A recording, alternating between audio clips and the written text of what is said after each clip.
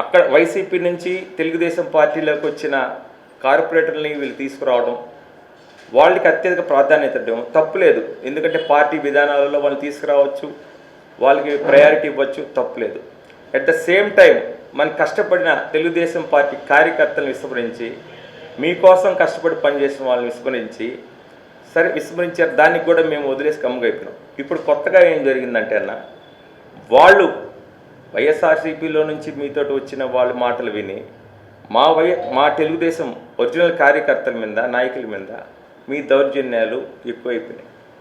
ఇది మీకు కరెక్టా అని అడుగుతున్నానన్న. డైరెక్టర్ శ్రీధరన్ననే అడుగుతున్నా, ఎమ్మెల్యే గారిని అడుగుతున్నాను. ఎందుకంటే మేమందరం మీ కష్టం కోసం పనిచేసిన వాళ్ళం.